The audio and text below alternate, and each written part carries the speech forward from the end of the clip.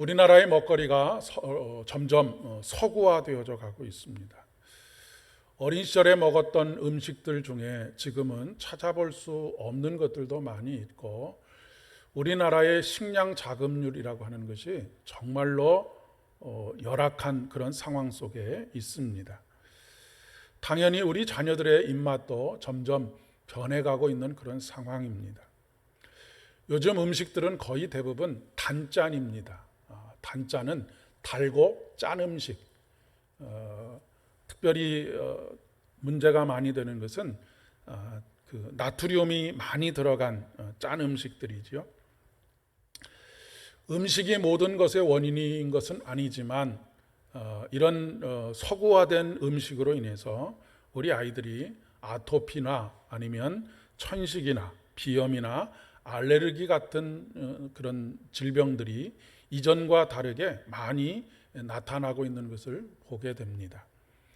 물론 이런 일들이 일어나는 것은 음식 때문만은 아니고 기후의 변화와 또 공기의 오염과 여러 가지 원인들이 있지만 가장 중요한 원인 중에 한 가지가 먹거리의 문제인 것 같습니다. 어렸을 때부터 좋은 식습관을 만들어주는 것이 굉장히 중요하고요. 그리고 어렸을 때부터 좋은 입맛을 훈련하는 것이 굉장히 중요합니다. 단짠 음식의 맛을 처음부터 들이게 되면 끝까지 건강하지 못한 음식들로 인해서 수많은 질병에 노출될 것이기 때문에 그렇습니다. 특별히 어렸을 때 먹었던 맛은 음식 맛은 혀로 음식의 맛을 분별하지만 그 음식 맛이 기억되는 것은 혀에 기억되는 것이 아니고 뇌 속에 기억이 되어져 있습니다. 그러니까 어렸을 때 어떤 음식을 먹었느냐에 따라서 나이가 들게 되면 그 음식을 다시 찾게 되는 이유가 바로 그런 이유라고 이야기할 수가 있겠습니다. 이렇게 음식에 대한 이야기를 하는 이유는 우리의 신앙생활도 마찬가지이기 때문에 그렇습니다. 신앙에 있어서 건강한 맛을 경험할 수 있도록 해주는 것이 굉장히 중요하고, 이 건강한 맛을 경험하도록 하는 좋은 습관들을, 신앙의 습관들을 만들어가는 것이 중요합니다. 특별히 어렸을 때의 이 입맛이 평생의 입맛이 되는 것처럼 어렸을 때의 좋은 신앙적인 습관을 잘 길러주는 것이 일평생의 신앙에 있어서 굉장히 중요한 일이다라고 그렇게 이야기할 수 있겠습니다. 특별히 하나님에 대한 경험이 있는, 하나님을 경험하는 것과 또 하나님을 경험하지 못하는 것은 우리 인생을 살아가는 데 있어서 하늘과 땅의 차이를 보여줄 때가 굉장히 많이 있습니다. 급진적으로 하나님을 만나는 사도 바울과 같은 경험이 있는 사람이 있는가 하면, 또 디모데처럼 아주 어렸을 때 태어나면서부터 말씀으로 양육된 그런 사람들도 있기는 하지요.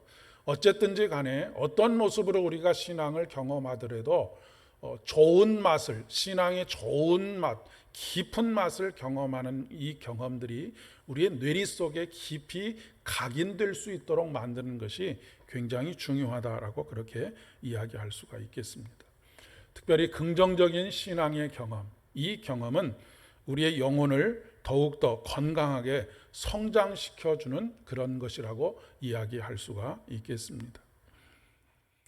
요즘 코로나19로 인해서 우리 아이들이 모이지 못하는 것에 사실 마음속으로는 큰 위기감을 경험하고 있습니다. 물론 줌으로 예배를 드리고 있고 그것으로 신앙의 명맥을 유지하고 있지만, 사실 줌으로 예배를 드리는 것은 어떻게 보면 중환자실에서 산소호흡기를 끼고 있는 것과 유사하다라고 그렇게 이야기할 수가 있겠습니다. 신앙의 경험이라고 하는 것은, 그리고 우리의 영혼이 살아있다라고 하는 것은 숨만 쉬고 있다고 해서 그것이 가능한 것이 아니기 때문에 그렇습니다. 그런 측면에서 교회 교육의 근본적인 변화가 조금 필요하다라고 하는 생각을 요즘 더욱더 절감하고 있는 상황입니다. 사실 그동안은 교리 교육 성경의 지식을 가르쳐주는 교육에 어떻게 보면 집중해 왔다라고 그렇게 이야기할 수 있겠습니다. 그래서 교리교육과 성경의 내용들을 가르치는 것만으로 교회가 할 일을 다 했다라고 그렇게 생각하는 경향들도 없지 않았던 것이죠. 하지만 성경적인 지식과 교리만 가지고 사람의 변화가 일어나는 것은 결코 아닙니다. 성경적인 지식과 어떤 교리 교육이 그동안 귀로만 들었던 것을 눈으로 보는 경험, 이 경험을 하지 않고서는 결코 우리의 영혼에 어떤 긍정적인 영향을 끼칠 수가 없다라고 하는 그런 이야기입니다. 그것은 바로 하나님을 경험하는 것이라고 이야기할 수가 있겠습니다. 우리가 하나님에 대해서 공부하는 것과 하나님을 경험하는 것은 전혀 다른 것입니다. 하나님에 대해서 공부하는 것은 하나님을 믿는 믿음이 전혀 없어도 충분히 가능합니다. 특별히 유럽에 가면 전혀 예수님을 믿지 않는데 신학을 전공하는 사람들이 많이 있습니다.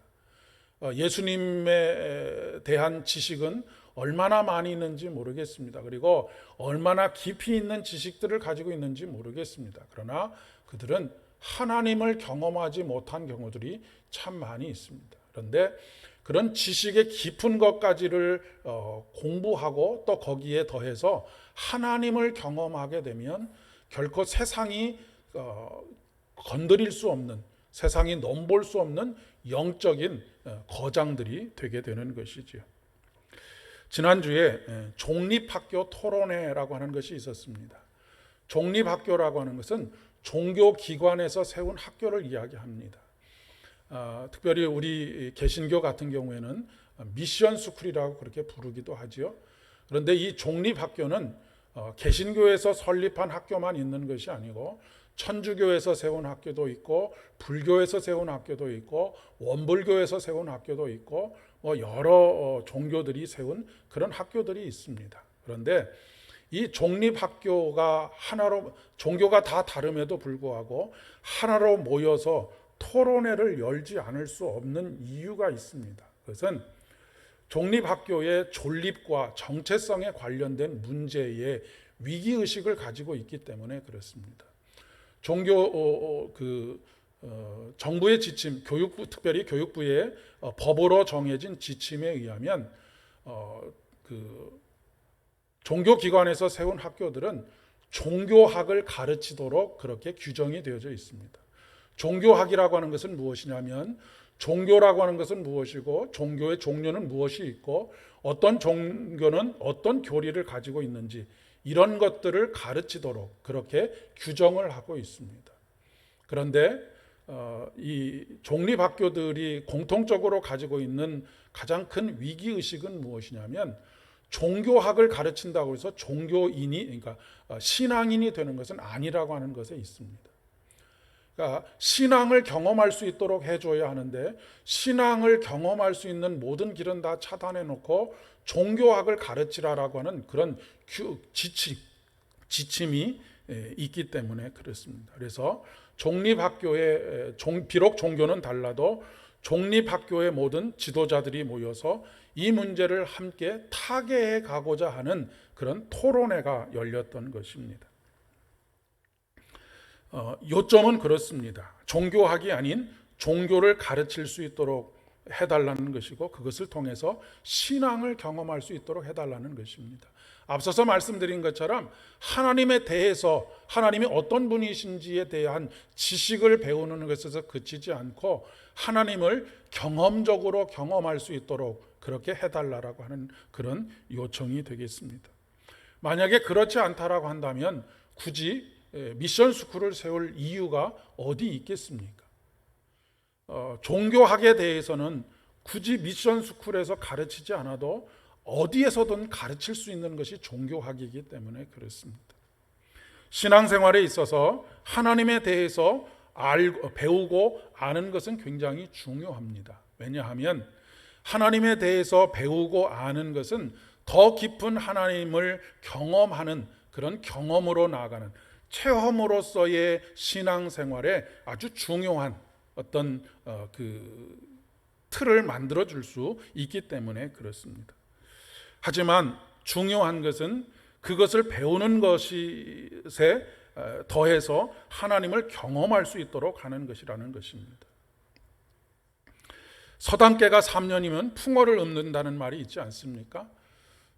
풍어를 읊는다라고 해서 그것을 알고 있다라고 말할 수 없는 것이죠. 어떤 아이가 아주 어려운 신학적이거나 철학적인 용어를 이야기한다고 해서 그 아이가 그 깊은 뜻을 다 알고 있다라고 이야기할 수 없는 것과 마찬가지입니다. 그러니까 하나님에 대해서 아는 것과 하나님을 아는 것은 근본적인 전혀 다른 차원의 이야기라고 하는 것이죠.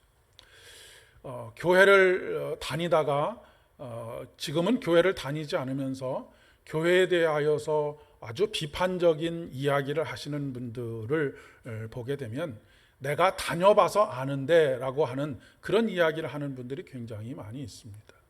그런데 여러분, 교회를 다닌다고 해서 하나님을 경험하는 것이 아닙니다. 교회를 다닌다고 해서 하나님을 아는 것이 아니다라고 하는 것이지요. 교회를 다니는 가운데 하나님을 경험한 사람은 비록 어떤 이유로 인해서 교회라고 하는 공동체를 떠나 있어도 자신을 붙들고 있는 그 하나님의 경험으로 말미암아 하나님께서 세우신 교회에 대해서 그렇게 함부로 이야기할 수는 없는 것이 아니겠습니까? 신앙생활에 있어서 공동체라고 하는 것은 참으로 중요합니다. 이 공동체의 공통적인 경험이 또한 굉장히 중요합니다. 왜냐하면 그것은 마치 모닥불의 원리하고 똑같습니다. 아무리 불에 잘 붙어 있어도 장작이 하나하나 흩어져 있으면 금방 사그라지게 되어져 있습니다. 하지만 아주 작은 그 장작 하나하나가 모여 있게 되면 그것을 인해서 더 큰 불을 일으킬 뿐만 아니라 오래 그 불이 지속될 수 있겠기 때문에 그렇습니다. 출애굽을 하기 전에 히브리인들은 오합지졸이었습니다. 하나님이 누구인지도 알지 못했습니다. 여기서 말하는 하나님이 누구인지를 알지 못했다라고 하는 것은 직접적으로 하나님을 경험하지 못하고 살았다라고 하는 그런 이야기입니다. 그런데 그랬던 히브리인들과 또 히브리인 그 무리 속에 섞여 있었던 수다한 잡족들이 하나의 민족으로서의 하나님 백성으로서의 자기 정체성을 가지게 된 경험이 있는데 그것이 바로 홍해가 갈라지는 것을 경험하는 것이었습니다.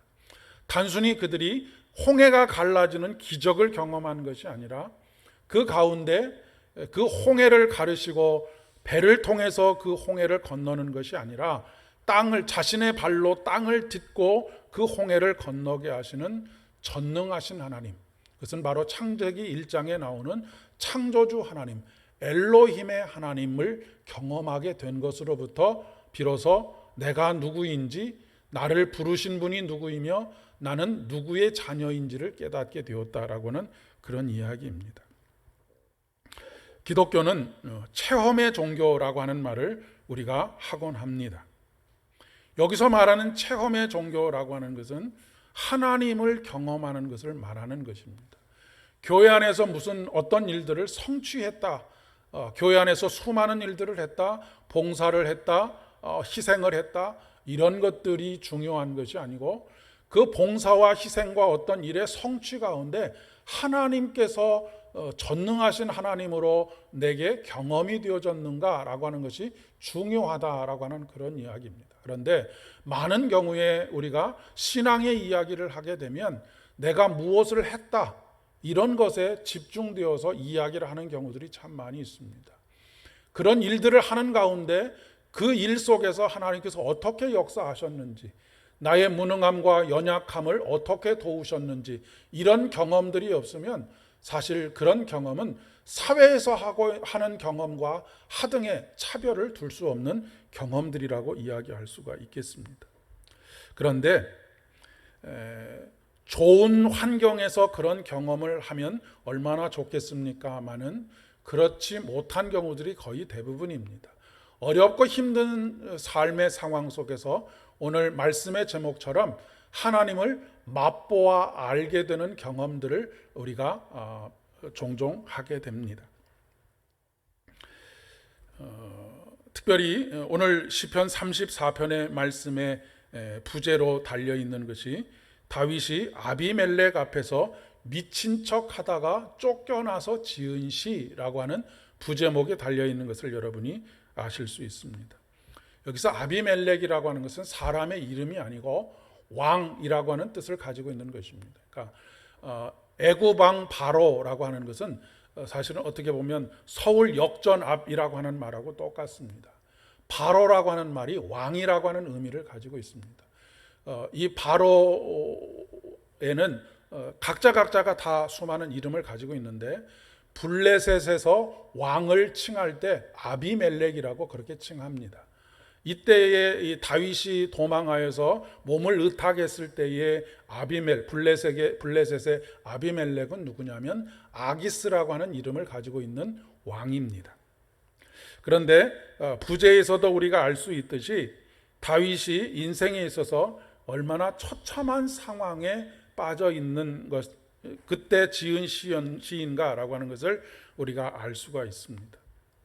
다윗이 이스라엘의 위대한 영웅이 되게 된 단초, 시작이 어디냐면 블레셋과의 전쟁 때문이었습니다. 특별히 블레셋의 군대 장관이었던 골리앗과의 싸움에서 물맷돌 5개를 가지고 그를 넘어뜨린 사건이 이스라엘 민족에게 추앙받는 영웅이 되는 출발점이었던 것을 여러분 기억하실 것입니다. 그리고 그 이후에도 블레셋과의 끊임없는 전쟁 속에서 다윗은 수많은 승리를 거두었습니다. 그러니까 블레셋의 입장에서 보면 다윗은 철천지 원수와 같은 사람입니다. 그런데 다윗이 이 철천지 원수와 같은 같이 여기는 블레셋에 자신의 몸을 의탁하게 되었다라고 하는 것은 그가 얼마나 위급한 상황 속에 놓여져 있고 막다른 골목에 몰려 있는가라고 하는 것을 이야기해 주고 있는 것입니다. 다윗이 블레셋에 몸을 의탁하게 된 이유는 무엇이냐면 이스라엘 땅에서는 사울을 피해서 도망할 수 있는 곳이 더 이상 없다라고 생각했던 것입니다. 어디를 가든지 사람들이 다윗을 알아보고 어떤 사람들은 다윗을 봤다라고 사울에게 고자질을 하고 그래서 단 하루도 이스라엘 땅에서는 마음 편히 살 수가 없었습니다. 다윗 혼자 돌아다니는 것이 아니고 다윗을 따르는 600명의 용사들과 함께 돌아다녔기 때문에 사람들의 눈에 금방 띄일 수밖에 없었던 것이죠. 그래서 다윗이 생각하기에 내가 이 이스라엘 땅을 벗어나서 다른 나라에 가서 숨어 있으면 그곳에 내가 있다는 것을 알아도 사울 왕이 더 이상 그곳까지는 나를 쫓아오지 못하겠지라고 하는 그런 생각 때문에 지금 블레셋에 몸을 의탁하게 된 것입니다. 아기스는 쫓기는 이 다윗과 600명의 용사들을 숫자도 얼마 되지 않고 자기의 휘하에 두면 유용하게 사용할 수 있겠다라고 생각을 했던 모양입니다. 그리고 이 다윗과 600명의 용사들을 자기의 군사들과 더불어서 이스라엘을 치게 만들면 이스라엘과의 전쟁에서 크게 승리할 수 있지 않을까라고 그렇게 생각을 했던 것이죠. 그런데 이 다윗과 다윗의 600명의 용사들이 블레셋에 왔다라고 하는 것을 전해 들은 신하들이 벌떼같이 들고 일어섭니다. 왕이시여, 지금 아주 좀 원색적인 말로 이야기하면 지금 제정신입니까? 이 다윗이 어떤 사람입니까? 이 다윗은 이스라엘 민족들에게 사울은 천천히요 다윗은 만만이라고 추앙받고 존경받는 용사 중의 용사입니다. 그런데 이런 사람을 우리가 데려다가 만약에 이 사람이 우리 군대와 더불어서 전쟁터에 나가서 갑자기 마음이 변해서 우리 군대를 공격하기 시작하면 이것을 어떻게 감당하려고 합니까? 라고 하는 이야기를 전해 듣게 되는 것이죠. 분위기가 심상치 않게 돌아가고 또 아기스의 왕도 그 말에 귀를 기울이는 것처럼 들려지니까 다윗의 마음속에 크게 두려움과 공포가 찾아오게 됩니다. 어떻게든 이 위기를 극복해야 되겠다라고 해서 생각해낸 지혜가 무엇이냐면 미친 척 해야 되겠다라고 하는 것이었습니다. 그래서 성문 벽에다가 아무렇게나 말도 되지 않는 말들을 막 쓰고, 그리고 침을 질질 흘려가면서 수염에 침을 묻혀가면서 미친 척을 하게 되는 것이죠. 그러자 아기스 왕이 그렇게 판단합니다. 이 나라에 이렇게 모자라고 미친놈이 모자라서 내가 얘를 걷어들이겠느냐라고 해서 내치게 되는 그런 경험을 하게 된 것이죠. 이와 같은 방법으로 위기를 모면한 후에 지은 시가 바로 오늘 본문 34편의 시입니다. 앞에서 말씀드렸던 것처럼 다윗은 그동안도 수많은 죽음의 위기 속에서 하나님께 자신의 삶을 의탁했을 때 하나님께서 자기를 얼마나 극진히 돌봐주시고 안전케 거해주셨는가 하는 것을 순간순간 경험했음에도 불구하고 너무 오랜 시간 동안 사울에게 쫓기고 그것을 인해서 지치고 기진맥진해서 이제 더 이상은 이 땅에서 나를 보호해 줄 수 있는 그런 어떤 일들이 일어나지 않을 것이다 라고 하는 잘못된 생각을 하게 되고 블레셋에 자신의 몸을 의탁하게 되었던 것이죠.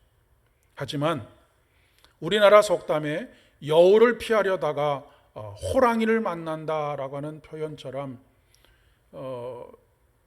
사울을 피해서 도망갔는데 그것이 오히려 호랑이 입속으로 들어가게 된, 호랑이 입에다가 자기 머리를 밀게 된 것과 비슷한 상황을 맞이하게 되었던 것이죠.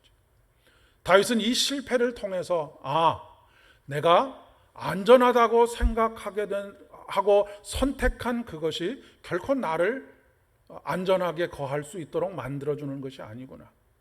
우리는 환경을 바꾸면, 아니면 어떤 것의 변화를 꾀하게 되면 우리가 안전하게 되겠지라고 생각하는데, 여기서 다윗이 결론적으로 얻게 된 하나의 고백은 무엇이냐면 여호와께 피하는 자만이 복이 있다라고 하는 것을 다시 한번 깨닫게 되었다라고 하는 것입니다. 사람은 실패를 통해서 교훈을 얻을 때가 굉장히 많이 있습니다. 그래서 옛 속담에도 실패는 성공의 어머니라고 하는 그런 이야기를 하지 않습니까? 결코 환경이 우리를 보호해 주는 것이 아닌 것이죠. 사도 바울이 그토록 자신의 신앙의 전 여정을 통하여서 오직 한 가지에 천착하고 있는 것이 무엇이냐면 내게 능력 주시는 자 안에 머무르는 것입니다. 왜요? 그것이 그를 살게 할 뿐만 아니라 그를 보호해주고 그에게 생명으로 충만하게 하는 오직 한 가지 길이었기 때문에 그렇습니다. 사도 바울이라고 해서 이런 것 저런 것 생각해 보지 않았겠습니까? 그러나 오직 그를 안전하게 거하게 하시고 그를 만족하게 하시며 그를 복되게 하시는 오직 한 분은 바로 자기를 십자가에서 자기를 대신하여서 돌아가시고 생명으로 이끌어 주신 우리 주님밖에 없다라고 하는 그 이유로 인해서 그는 오직 in Christ, 예수 그리스도 안에서 자기가 발견되기를 원한다. 그 밖에서는 내가 발견되기를 원치 않는다라고 하는 그런 신앙의 고백을 하고 있는 것입니다.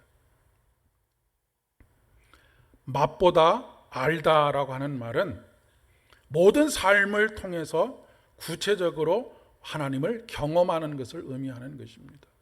예배를 통해서만 하나님을 경험하는 것이 아니라, 하나님의 말씀을 통해서만 하나님을 경험하는 것이 아니라 모든 삶의 자리를 통하여서 하나님을 경험하는 것입니다. 이번 한 주간도 한순간 한순간 여러분의 발걸음에 동행하시는 성령 하나님의 임재와 현존을 매일매일 경험하실 수 있는 여러분이 되실 수 있기를 진심으로 축복합니다. 특별히 하나님께서는 우리의 어려움 가운데서 결코 우리 곁을 떠나지 않으시고 우리의 실패 가운데서도 우리의 믿음 없음으로 말미암아 우리를 저버리시는 분이 아니십니다. 오히려 요한복음 21장에 있는 말씀처럼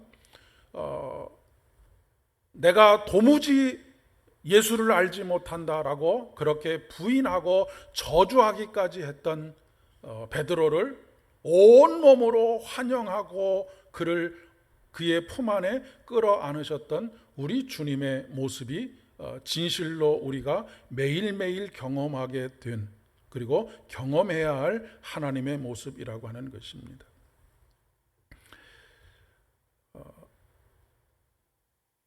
우리가 맛보아야 할 것은 오늘 말씀의 제목에 있는 것처럼 여호와의 선하심을 맛보아 알지어다 라고 말씀하십니다.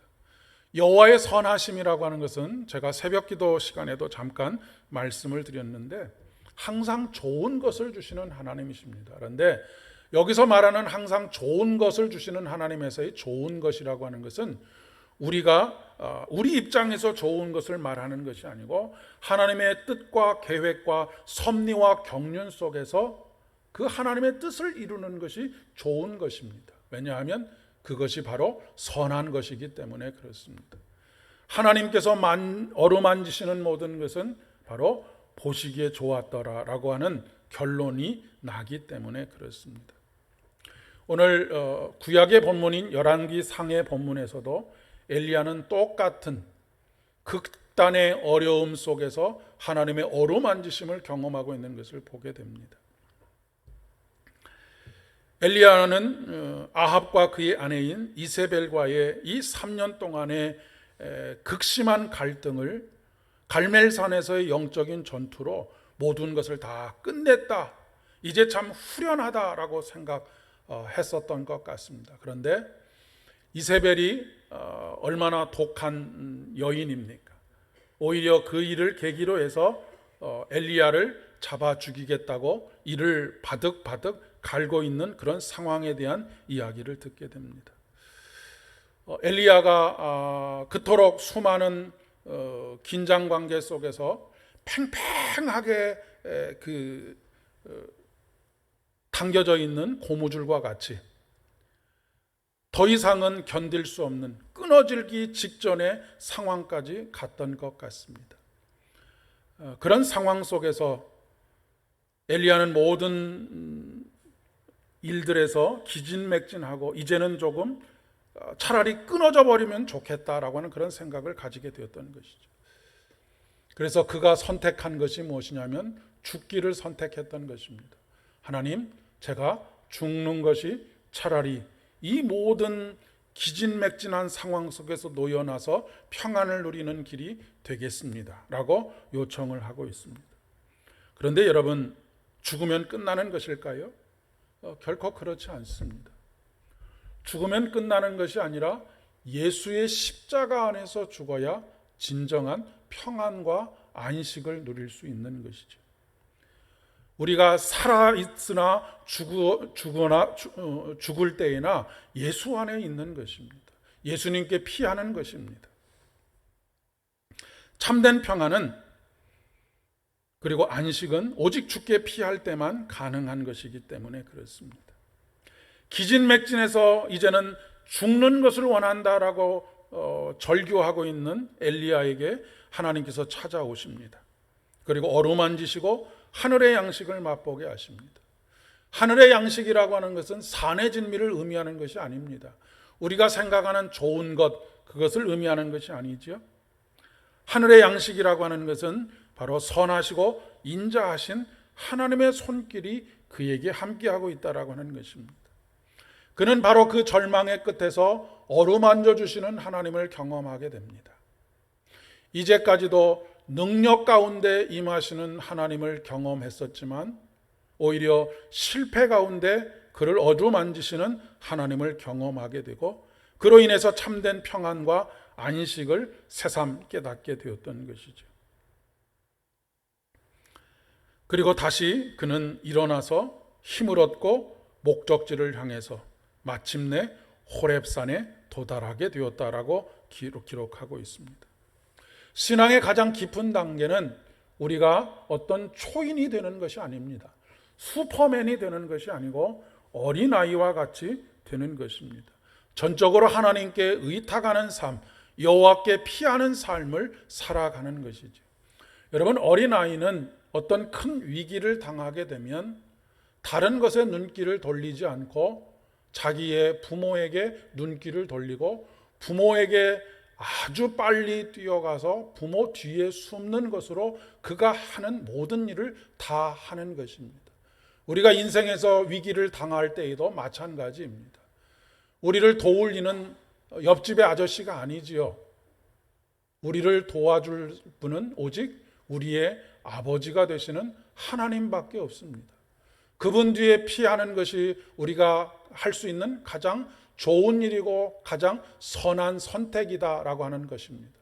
그러면 우리의 앞장서신 우리의 군대 장관 되신 예수께서 우리를 위해서 대신 싸우시고 하나님께서 천군과 천사들을 통해서 우리를 위해서 대신 싸우실 뿐만 아니라 우리에게 승리를 선물해 주시는 것이죠.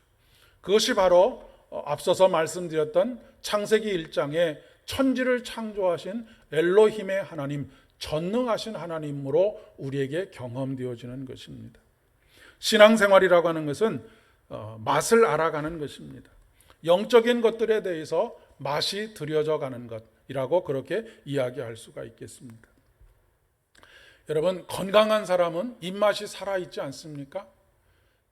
몸이 아프면 입맛을 잃습니다. 그런데 아주 심하게 앓고 나서 이제 입맛이 돌아오게 되면 이제 좀 살 것 같다라고 말하는 것처럼 우리의 영적인 삶도 마찬가지라고 이야기할 수 있습니다.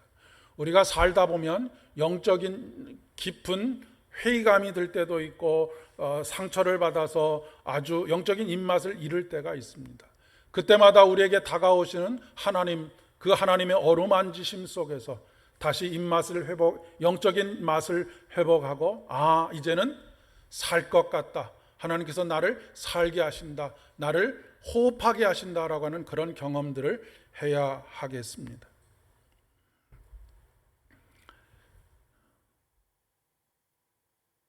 더운 여름을 우리가 지나고 있습니다. 더위가 한풀 꺾이기도 했지만 더운 여름은 입맛을 잃어버리기 아주 쉬운 그런 계절입니다. 신앙생활의 입맛도 아주 잃어버리기 쉬운 그런 시간들을 우리가 보내고 있습니다. 우리 주님의 말씀이 꿀송이보다도 달고 직접적인 하나님 경험을 통해서 영적인 입맛이 다시 돌아오는 믿음의 계절 되실 수 있기를 진심으로 축복합니다. 함께 기도드리겠습니다. 하나님 아버지, 하나님의 선하심을 맛보아 알게 하여 주옵시고 하나님을 즐거워함으로 영원토록 하나님을 영화롭게 하는 저희들 되어질 수 있도록 은혜를 더하여 주시옵소서. 예수님의 이름으로 기도드립니다. 아멘.